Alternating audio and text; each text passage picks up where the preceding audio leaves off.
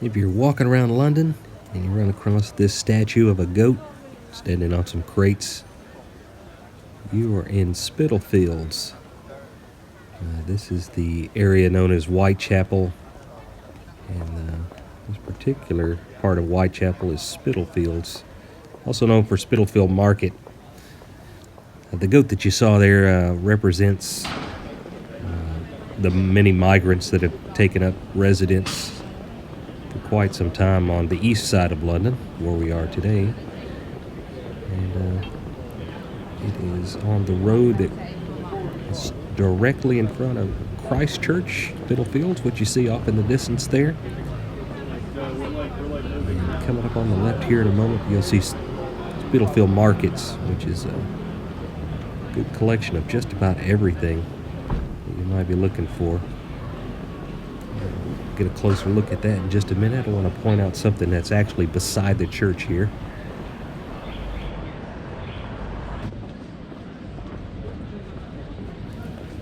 This church was built in the early 1700s. It's an Anglican church.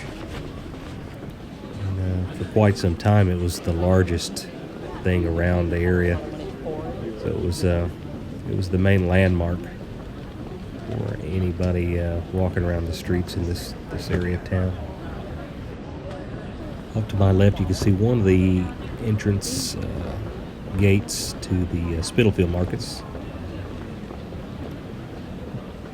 And you can also go around the corner, and there's another entrance around that way as well. Okay, from here we can have a good look at the church here. It's pretty neat. Shot of that. All the cars starting to jump in the shot there. Okay, there you go. But what I want to show you is off to the left here. If you look on the corner, there's a pub right there on the corner, just on the left. It's called the 10 Bells Pub. It's been there about as long as that church has been there in some form or fashion. It's undergone several name changes over the years. In the 1700s, it was called the 8 Bells Pub. Now, some reason for the name change is, in this instance anyway, at that time the church had 8 bells. Later on they upgraded and added 2 more bells, and so the pub in turn changed its name to the 10 Bells Pub. Now, this pub has a tie to Jack the Ripper. 2 of the victims, Mary Jane Kelly and Anna Chapman, were known to have had a drink in this pub just before they were killed. So I guess they would have walked out of here and probably saw that church there.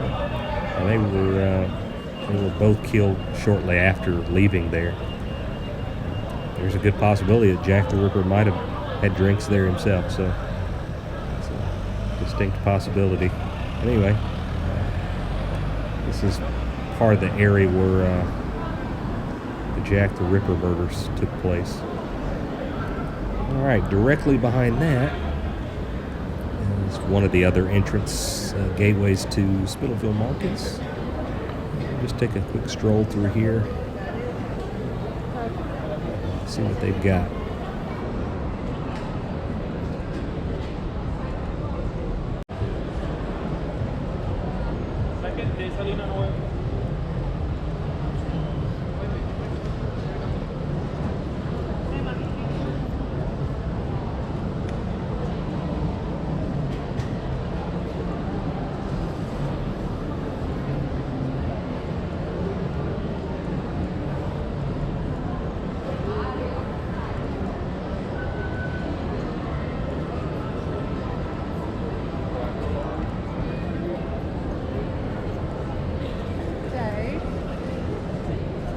Now, if you come through here on a weekend, Saturday and Sunday, or if you come on any day in the summertime, it is jam-packed with people.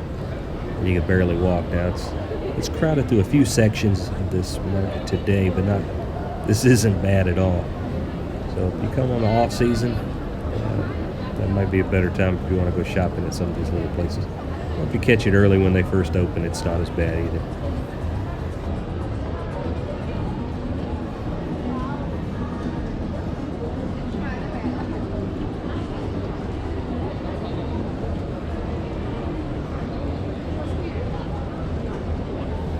Well, they've got plenty of places to grab a drink or something to eat in this area here. This area is usually the most crowded of the market, I've noticed.